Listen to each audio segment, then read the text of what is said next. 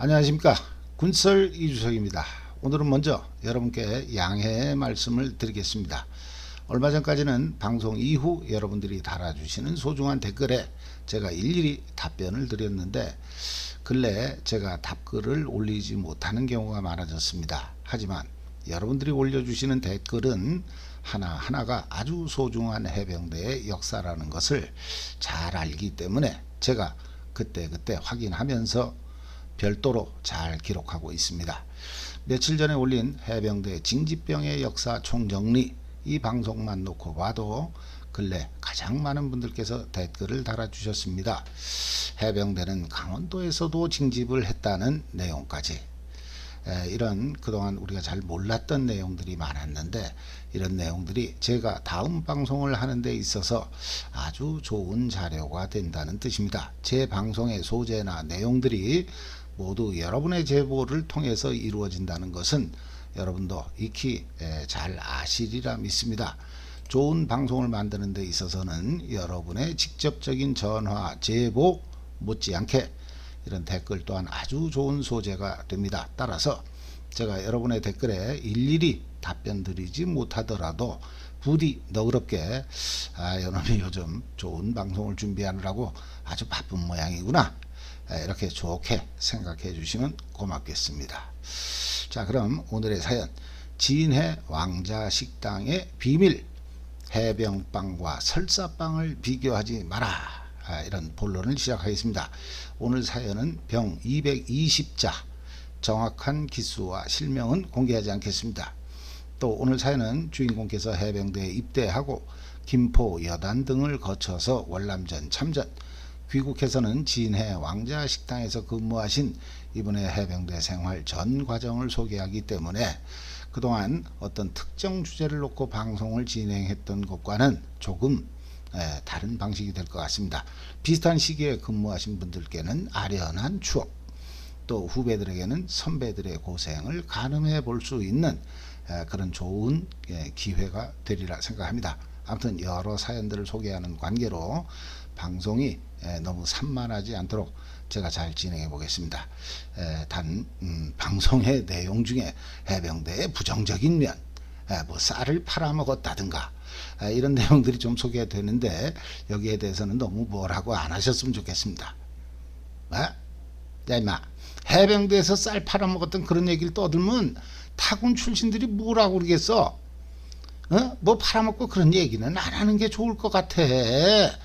무장공비 잡은 좋은 얘기도 많은데 왜 하필 그딴 얘기를 해? 이렇게 짜증 내신다면 네, 그렇게 하겠습니다. 뭐 쌀 팔아먹은 건 없고요. 그냥 빼돌렸습니다. 이렇게 정정하겠습니다. 1970년, 그러니까 지금으로부터 53년 전 육군에서는 쌀이나 기름을 팔아먹었는지 모르겠지만 해병대는 결코 팔아먹지 않았습니다. 이렇게 구라치라고요? 에이, 남들이 웃죠. 이런 건 육군 해병대뿐만 아니라 인천의 성냥공장 아가씨들도 다 했던 거예요. 버스 안에 면도칼 든 쓰리꾼이 드글드글 하던 시절에 군대 안 갔다 온 사람도 다 알아요. 저만 바보 되는 거죠. 그러니까 그땐 그랬다. 이 정도로 넘어가시죠. 오늘 역시나 서론이 좀 길었습니다. 그럼 지금부터 진짜 본론으로 들어가겠습니다.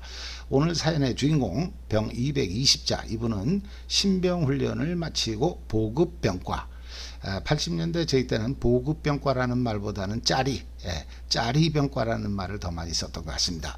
아무튼 당시 진해 해군 교육단에 위탁교육을 갔는데, 그동안 8주 동안 해병대 신병훈련소에서 양재기에 보리쌀 70%인 밥을 먹었던 이분은 해군의 스테인레스 식판과 쌀이 70%인 밥을 먹으며 처음으로 같은 대한민국 군대인데 왜 이렇게 차이가 나는 걸까 느끼기 시작했다고 합니다. 1970년대 스테인레스 식판이라고 하면 80년대 중후반까지도 플라스틱 식판을 경험했던 저에게는 더더욱 문화적인 충격으로 느껴집니다. 그런 해군에서의 위탁교육을 마치고 이분이 배치받은 곳은 김포 여단의 3대대.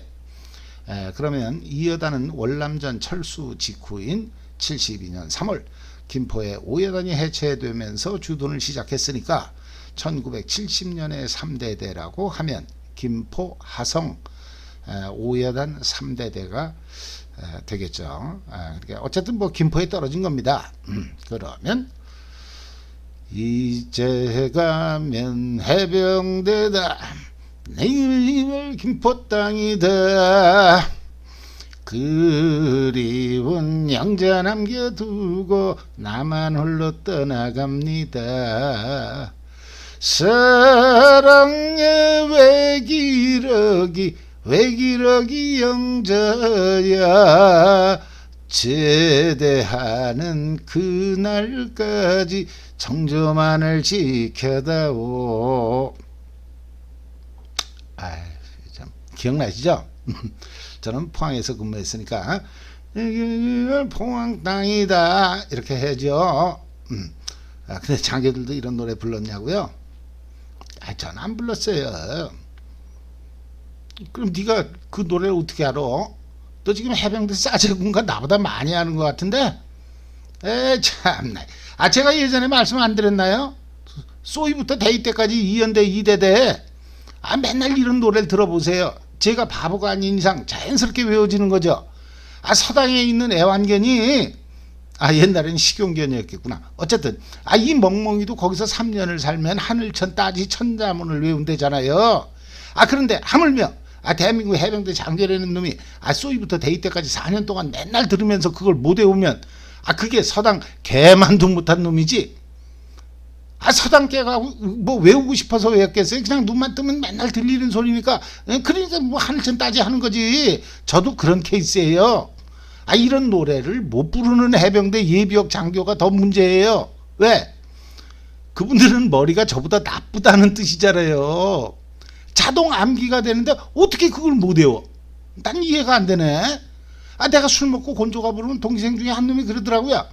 야, 장교가 에이 씨발놈, 니만 장교 이 개새끼, 장교 방위로 하나? 고상한 척을 혼자 다 하고 자빠졌어 씨발놈이.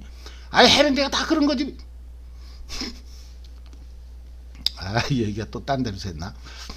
죄송합니다. 이거 오늘 할 얘기가 많아요. 여기서부터 이렇게 자꾸 망가지면은 이거 오늘 뭐 한 40분 50분 나올 것 같아요. 제가 중간 생략 빨리빨리 진행하겠습니다. 어떻게 오여단 3대대 거기서 말뚝가루 샜죠. 그럼 계속해서 이분은 병과가 보급 행정임에도 불구하고 말단 소총 소대까지 떨어졌다고 합니다.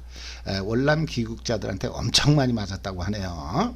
근데 이분이 말단 소총 소대까지 떨어진 것과 관련해서 해병대 장교들의 경우 보병병과가 아닌 포병 전차와 같은 전투병과, 그리고 보급 통신 수송 공병 병기 이런 특과 장교의 경우에도 실무에 배치되면 무조건 소총 소대장으로서 최소 3개월, 길면 6개월, 물론 재수 없으면 그 이상 1년 가까이 소총 소대장을 했다는 분도 계십니다. 아무튼 해병대 장교는 병과에 상관없이 무조건 일정 기간 소총 소대장 경험을 쌓게 하고, 보병에 대한 이해를 높임으로써 나중에 자기 병과를 찾아갔을 때 보병에 대한 전투 지원 또는 근무 지원을 원활하게 수행케 하려는 그런 제도가 있습니다. 하지만 병들에게도 이런 제도가 있었는지는 저는 모르겠습니다.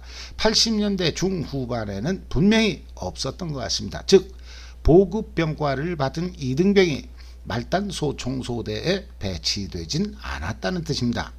아무튼 이분은 말단 소총소대에 배치됐고 본인은 거기서 한 3개월 정도 보병 생활을 한 다음 대대본부로 올라가는 것으로 그렇게 알고 있었다고 합니다.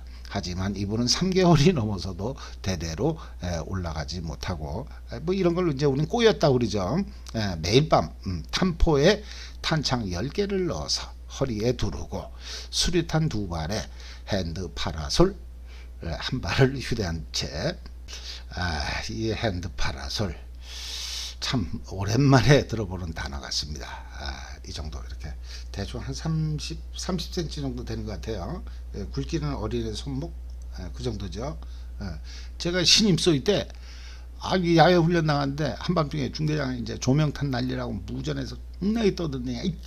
조명탄 뭐 어쩌고. 저는 그걸 쏴본 적이 없지 않습니까? 장교 후보생 교육 때 저는 그걸 본 적이 없어요. 그 시간에 졸았나? 아무튼 이제 이게 제가 잘못 쏘면 손목이 나갈까봐 무섭더라고요. 아니 이제 좀 뭐 당황하고 있으니까 옆에서 병장이 소대장님 그냥 철모 위에다 때려주면 됩니다. 이러면서 막 가르쳐 주는 거예요.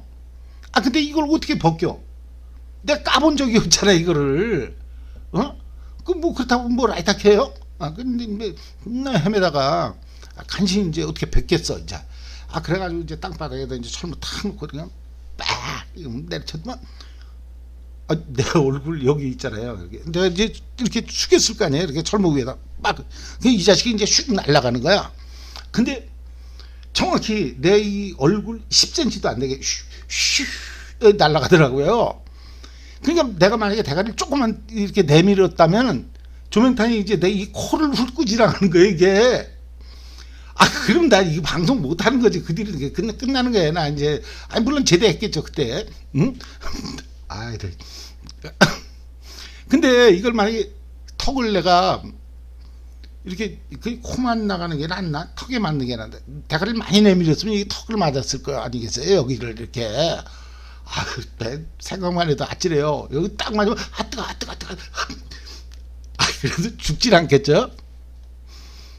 이놈 그 핸드 파라솔 얘기하라 그러니까 신임 소위 때 그 헤맸던 기억이 새롭습니다. 이러다가 오늘 어느 천년에 이 방송을 다 하지. 이거 엄청 많은데 내용이. 죄송합니다. 아무튼 이런 무장을 하고 매일 밤 야간 근무 그리고 새벽에 철수하면 경기 청소에 또 풀 베고 선임들 란닝구 빤스에 양말까지 빨아야 되고 점심 먹고 나면 잠을 자는데 그때도 1시간은 동초 근무. 그런 다음 5시에 저녁 먹고 다시 야간 근무 투입. 이러면 오후 12시 반부터 4시 반까지 4시간. 하지만 동초 근무 1시간을 빼면 3시간. 그럼 실제 자는 시간은 절대로 3시간이 안 된다는 뜻이죠. 이 말인즉슨 야간 경계 근무 중에 졸지 않으면 그건 인간이 아니다. 이런 뜻입니다. 하루 이틀이야 뭐 3일 그래 뭐 한 일주일까지는 뭐 해병 정신으로 견딘다고 쳐요.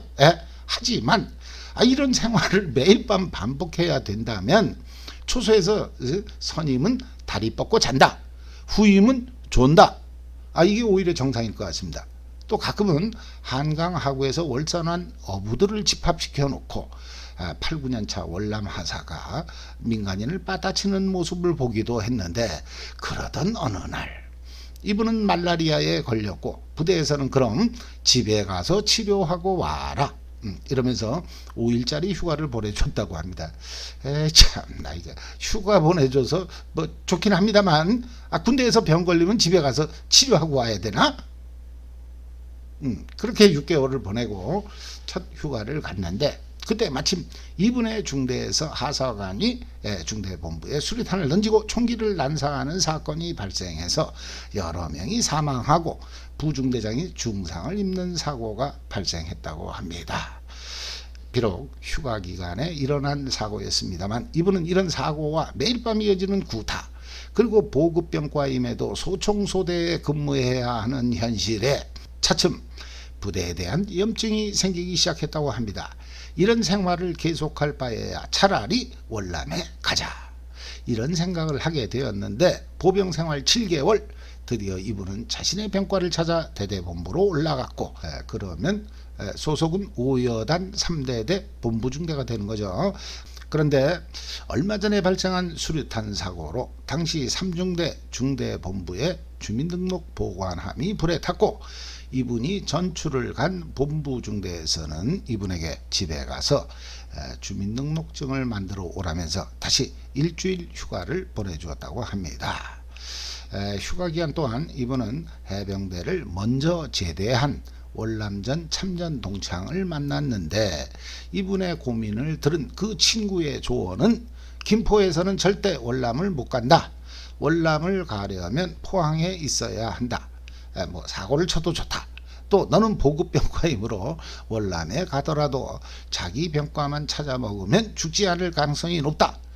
이런 얘기를 듣고 기회는 이때다. 탈영을 결심하고 귀대 날짜에 김포로 복귀하지 않았다고 합니다. 짜잔 탈영한 거죠.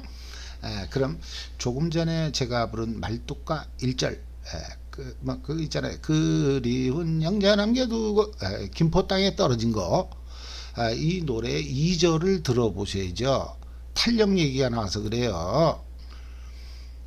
그리운 형제 생각하니 탈령도 하고 싶지만 사랑을 위해서라면, 형제만을 위해서라면 같은 군대 3년 몸으로 때우렵니다. 기억나시죠? 3절? 3절도 해요? 요즘 군대 좋다는데 말뚝박지 발로 왔어. 이렇게 하는 게 맞죠? 자, 그럼 이것도 시간 없는데 이게 큰일 났다. 자, 그럼 다시 본론으로 돌아가서, 근데 탈령했는데 어떻게 월남에 갈 수 있었냐? 일단 이분은 탈령하고 나서 정확히 3시간이 지난 다음 진해 헌병대에 자수했다고 합니다. 그럼 자수와 동시에 일단 구속이 된 거죠. 그런데 물론 나중에 한 거지만 구속되고 사흘째 되던 날 김포 3대대에서 같이 근무하던 고등학교 동창이 집으로 찾아왔다고 합니다. 이때 어머님의 대답은 우리 아들 자수했삐다. 그럼 김포에서 내려온 동창도 하루 이틀 놀다가 귀대했겠죠. 아무튼 이분은 영창에서 20일가량 있다가 진해 교육기지 사령부 군 판사 앞에 섰는데, 거기서 탈령 이유를 묻는 판사에게 저는 보급병과인데 보병에서 7개월이나 뺑이 쳤습니다. 그래서 탈령을 했습니다. 그리고 또 제 목적은 월남을 가는 겁니다. 그랬더니만 판사는 조건부로 집행유예를 선고했다고 합니다. 여기서 조건부란 그래 네 소원대로 월남에 가거라 이거였다고 하네요. 그래서 이때부터는 사고자, 결국 포항 1사단 보충대를 거쳐서 5연대에 배치받았고 바로 월남교육대, 그리고 71년 1월 월남으로 갔다고 합니다. 그리고 월남에서 다시 일주일 교육, 땅굴 속을 기고 헬기 타고 그런 훈련이었다고 합니다. 그런 다음 월남에서도 3대대, 근데 여기서는 다행스럽게도 근무중대에 배치됐다고 합니다. 제가 보기에는 여기서부터는 이번에 군대복이 풀리는 것 같아요. 그리고 대대본부에는 고향 사람이 5명, 당시 인사관 팽재근 중위도 고향 사람. 아까도 이분 주변에는 고향 사람이 많았죠. 이분은 고향이 경남 진해입니다. 그러니까 이분이 탈령했을 때 집으로 찾아온 해병, 이분도 진해고등학교 동창. 그러니까 어머니가 우리 아들 자수했삐다 이런 사투리를 쓰셨겠죠. 아무튼 해병대에는 진해분들이 적지 않습니다. 일선에는 진해분들은 육군으로 가서 강원도 양구나 인제 이런 데서 근무하는 걸 더 두려워한다는 그런 소문도 있습니다. 아무튼 이분은 청룡 3대대 근무중대에서 부식 담당으로서 1년 가까이 근무하고 그해, 그러니까 71년 월남전 철수 결정에 따라 3대대가 일진으로 철수하면서 12월 3일 귀국했다고 합니다. 이분의 월남에서의 사연 또한 많습니다만 오늘 방송할 내용이 많아서 그건 다음에 기회가 되면 소개하는 걸로 하고, 지금부터는 이분의 꽃피는 군대 생활 후반부, 이분은 팔자가 후반부에 이렇게 피는 분 같아요. 초년에는 김포에서 보급병이 보병으로 고생 좀 했죠. 아무튼 이분은 역시나 보급병과 주특기대로 왕자식당, 그 중에서도 해병 빵 공장의 공장장으로 근무를 하게 되었다고 합니다. 근데 이 빵 공장장이라는 직책이 실제 있었는지는 분명하지 않습니다. 그냥 자기들끼리 그렇게 부르지 않았을까 저는 생각합니다. 해병대에서 무슨 직책 뒤에 장자가 들어가면 최소 하사 계급은 돼야 될 것 같은데, 빵 공장장이라고 하면 아무래도 직책에 거품이 좀 심했던 게 아닐까, 저는 그런 생각입니다. 해병대 소총분대에는 조장이라는 직책이 있고 M203 유탄 발사기를 휴대한 3명의 조장 밑에는 각각 자동 소총수 또 한두 명의 소총수가 있었으니까 병이라고 해서 장자가 들어가는 직책이 없었다. 이건 취소하겠습니다.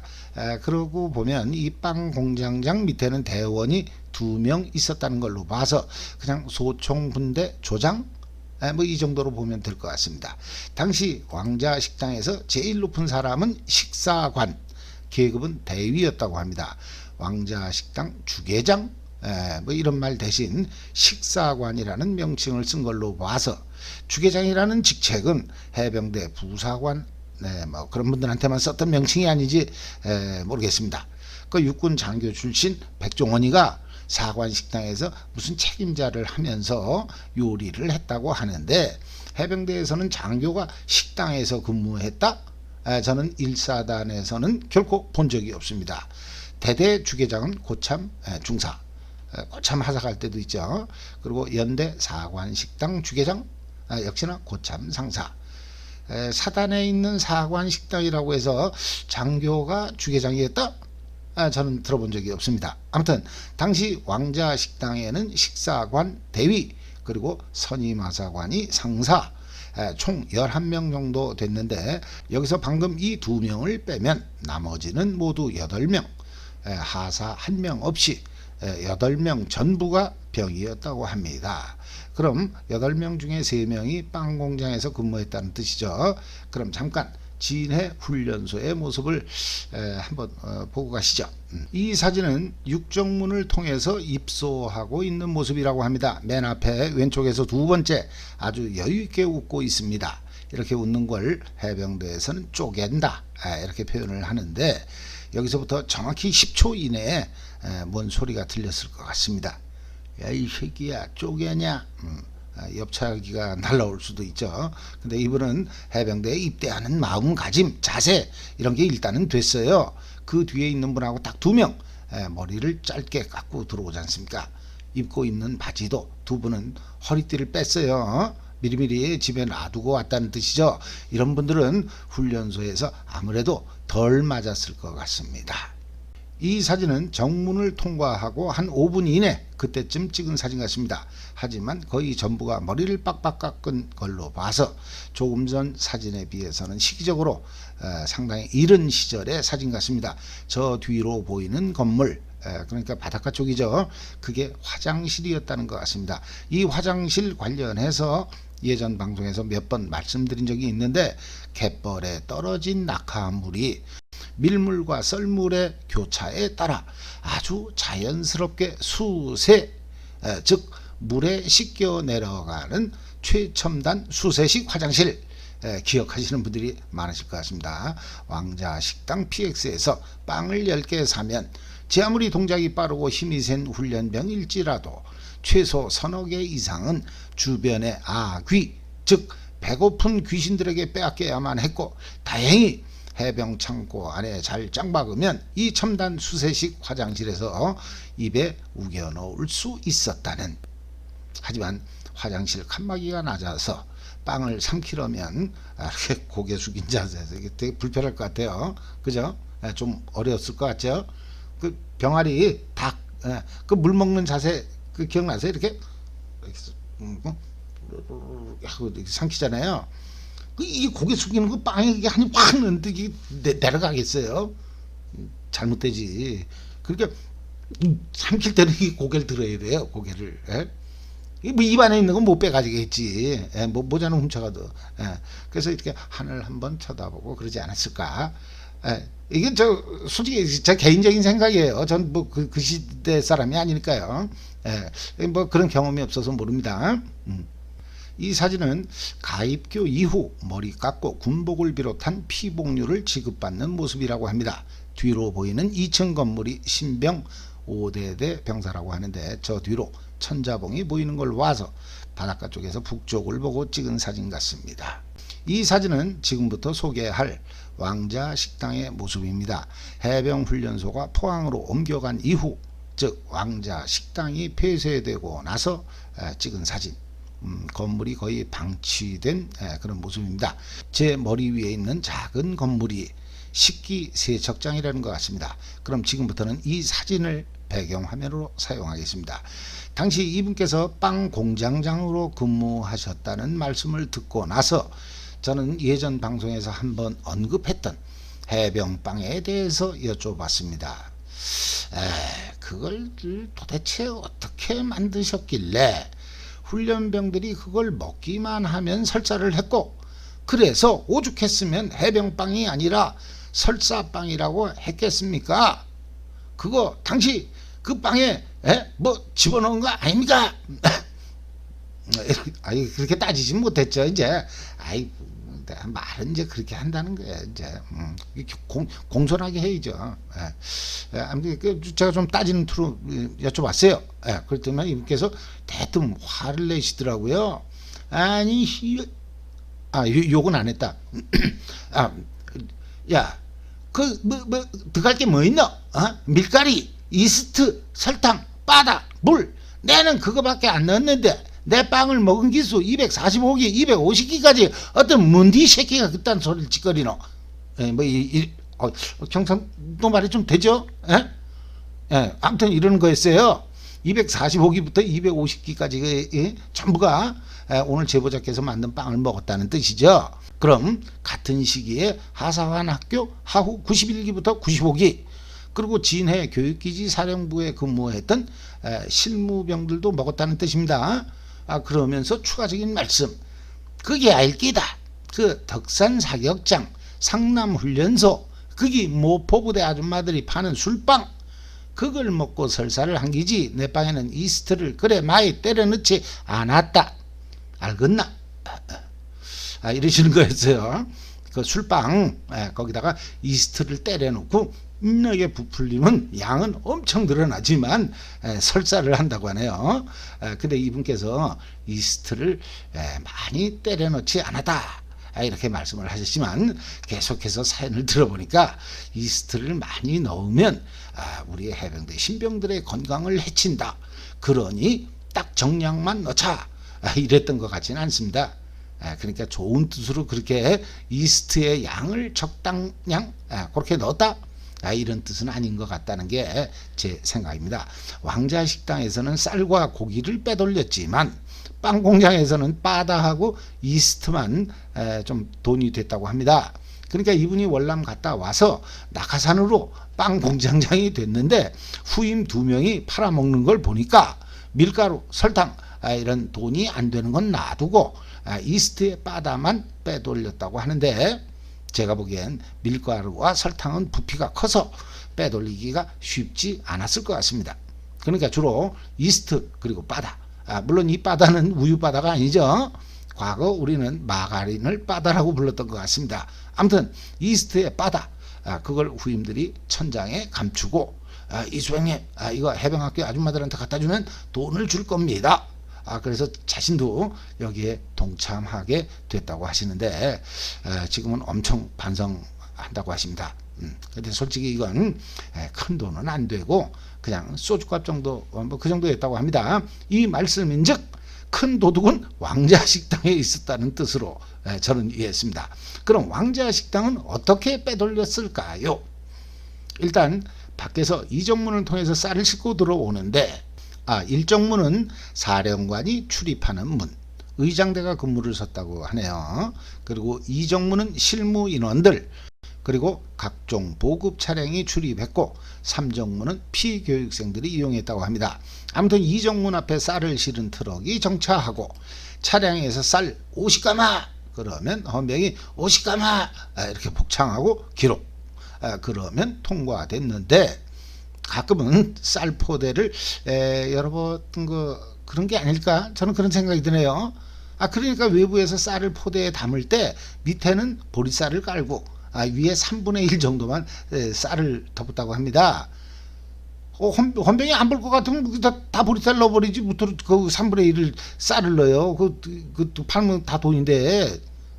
그러니까 아마 불시에 뭐가 검사를 하니까 그거 대비해서 3분의 1 정도는 이게 아깝지만 쌀을 덮어줬던 게 아닐까, 저는 그런 생각을 합니다. 이러면 이분이 후반기 교육 때 해군에 가서 느꼈다는, 같은 대한민국 군대인데 왜 해병대만 보리쌀이 70%인가, 이 의문이 자연스럽게 풀리는 거죠. 만약에 그 불식 없으면 그런 거 없었으면 해병대 꽁보리만 먹어야 되는 거예요. 예, 말이 이상해진다. 아무튼 그리고 이렇게 들어온 쌀은 주계병들에 의해 다시 빼돌려지는데 아이씨, 아침 점심 저녁 매 끼니마다 반 바켓씩 덜어내다 표현이 좀 어쨌든 이렇게 훔쳐서 짬밥 가져가는 아저씨 편에, 그러니까 짬밥통에 넣어서 밖으로 내보냈다고 합니다. 그러고 보면 주계병들이 빼돌린 양은 그렇게 많지는 않은 것 같아요. 뭐? 이 새끼 몇 끼니마다 반 바켓씩, 그게 많지 않아? 야 인마 생각해봐. 생쌀 반 바켓이야. 밥이 반 바켓가 아니라. 그게 많지 않아? 이 새끼, 이놈도 이거 한 통속 아니야? 너 대의로 제대 때문에 그럼 진해에서 식사가 안 하면서 부대 밖에서 쌀 대신 보리쌀 넣은 놈, 그게 너지? 참나 왜 이러세요? 내가 그랬으면 지금 유튜브에 나와서 지 혼자 잘난 척 다 하는데, 그때 나한테 돈 준 양반이 이 방송을 보면 뭐라고 그러겠어요? 저 새끼 돈 주면 헬렐레 해서 아저씨 요즘은 왜 쌀값이 이렇게 떨어지는 거예요? 통일벼가 나와서 그런가? 에이 지저분한 새끼, 이럴 거 아니겠어요? 저 그렇게 살지는 않았어요. 아무튼 이 바켓스의 쌀을 빼돌린 건 식사관이나 선임하사도 모르지 않았을까? 또 정문 헌병들이 짬밥통을 뒤져보면 금방 알 수 있는 건데, 그 아저씨가 한 번도 안 걸렸다는 것은 아저씨 또는 주계병들과 헌병이 공생관계였던 건 아닐까, 저는 생각해 봅니다. 그리고 또 이 왕자 식당에는 빵 공장을 포함해서 아까 말씀드린 총 11명 말고도 민간인 아저씨가 한 분 더 있었는데, 이분의 임무는 밥을 하는 거였다고 합니다.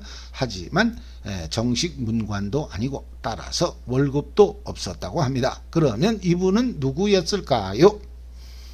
혹시 6.25 때 도솔산에서 전투를 치르신 해병대 선배, 후배들을 위하는 마음으로 무료 자원봉사?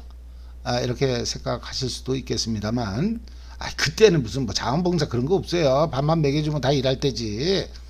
이분은 월급 대신 밥을 푸고 남는 누룽지를 아도쳐서 가지고 나갔다고 합니다. 그럼 그렇죠. 공짜가 어디 있어요. 아무튼 이 아저씨는 그 누룽지를 시장에 내다 팔았는데, 당시에는 진해 사람들도 쌀이 없어서 누룽지를 끓여 먹는 집이 많았다고 합니다. 그럼 이렇게 좋은 자리는 누구 빽이 있어야 될 것 같은데, 일단 그 아저씨 하루 삼시세끼는 해결되잖아요. 지가 밥을 하면서 밥도 먹는 거지, 지 거는. 생연후 살타. 이 얘기는 바둑에서 쓰는 말인가? 죄송합니다. 자, 그럼 이번에는 해병대 신병들은 어째서 멀건 국물만 먹어야 했을까요? 일단 돼지고기가 나오는 날은 부대에 들어올 때, 부대에 들어오기 전에 이미 반이 사라진다고 합니다.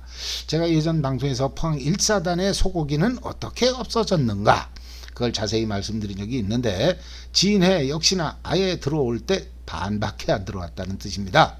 그럼 1톤이 500kg가 되었다는 뜻이죠. 그래도 이 정도면 돼지고기 건더기가 몇 개는 있어야 되는 것 같은데, 이렇게 생각하신다면 참 순진한 분이시죠. 자, 원래 단량은 1톤. 하지만 이정문을 통해서 들어온 건 500kg. 하지만 주계병들은 여기서 반, 그러니까 250kg를 따로 보관했고, 물론 이건 높은 분이 가지고 나가셨다고 합니다. 이 정도면 차에 싣고 나가야죠. 그럼 최종적으로 남는 건 원래의 4분의 1인 250kg. 하지만 주계병들도 먹고 살아야죠. 아까 쌀 싣고 나가는 짬밥 아저씨 그 편에도 나갔을 거 아닙니까? 쌀만 나가요? 동태도 나가고 이면수도 뭐 꽁치도 나가는 건데, 그럼 원래 1톤에서 훈련병들의 뱃속으로 들어가는 고기는 과연 얼마나 됐을까? 저는 계산이 어렵습니다.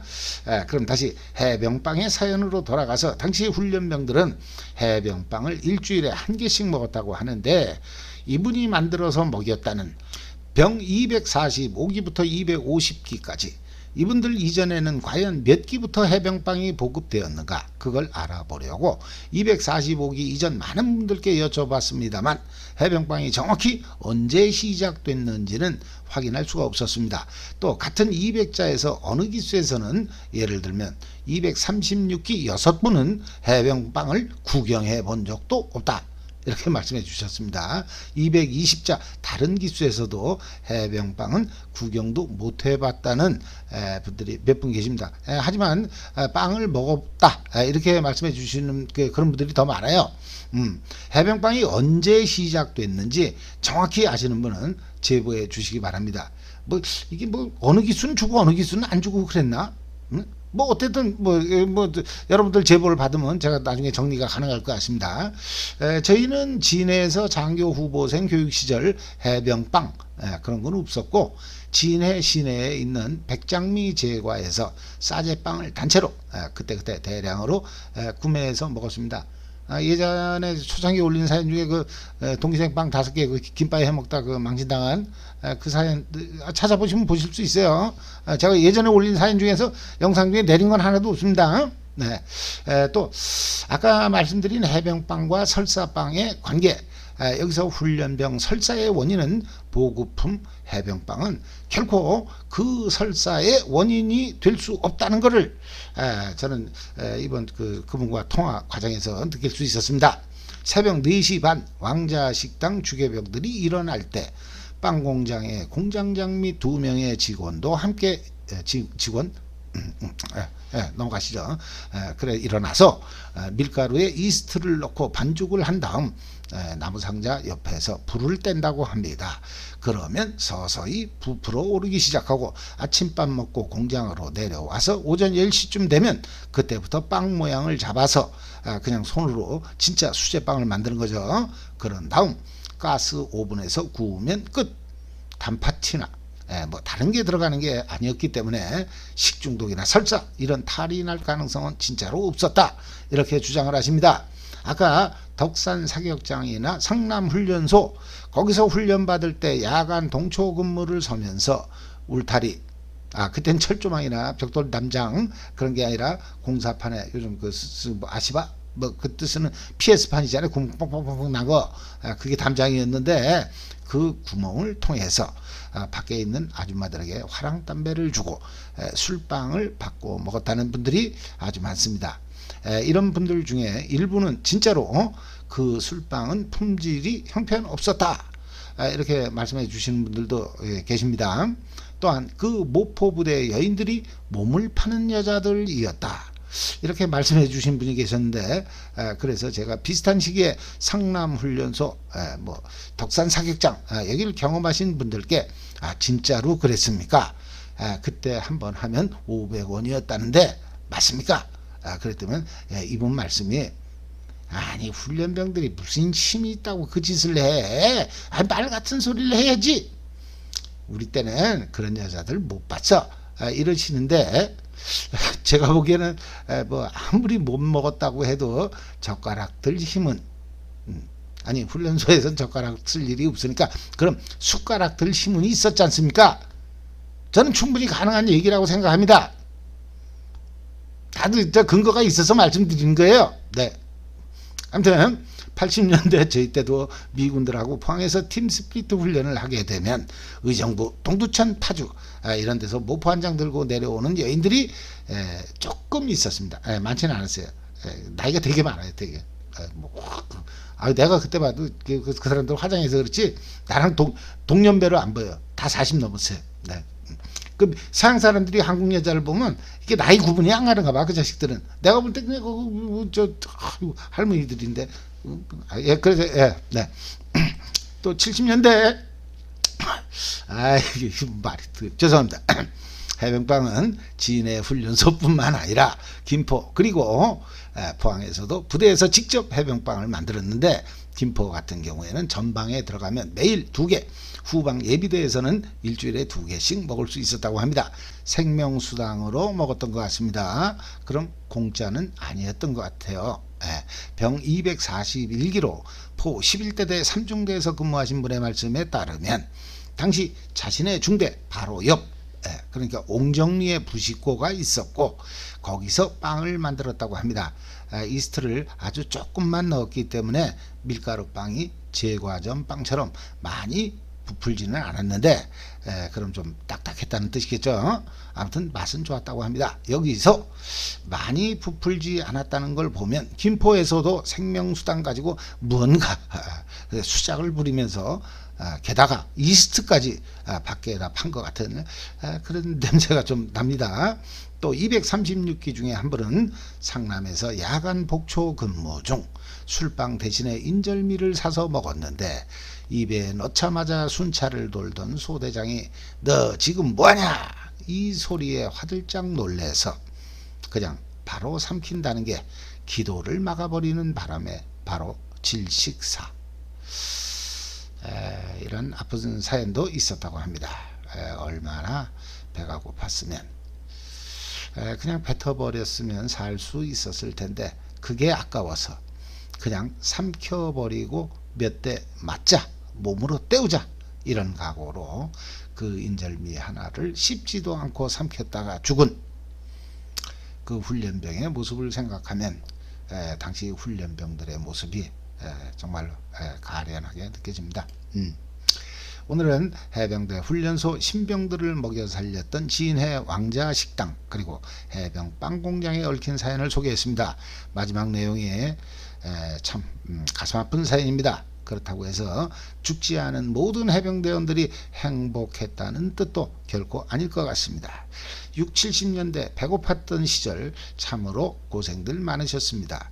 대한민국의 오늘 그리고 대한민국 해병대가 이렇게 대한민국 국가전략기동부대로 자리매김하는 데는 이런 5, 60년 전 고생하신 선배들의 희생이 녹아 있습니다. 비록 제가 오늘 당시 해병대의 부정적인 면을 조금 소개했습니다만 결코 해병대를 까기 위해서 이런 사연을 소개한 게 아니라는 건 여러분들도 잘 아실 거라고 믿습니다. 5, 60년 전 거의 일반화되어 있던 그런 얘기들을 통해 당시를 경험했던 분들께는 추억을 소환해 드리고 또 그때를 모르는 후배들에게는 당시의 모습을 가감없이 소개하고 싶었을 뿐입니다. 부디 오해하시는 분이 없으셨으면 좋겠습니다. 그럼 이상으로 방송을 마치겠습니다. 감사합니다.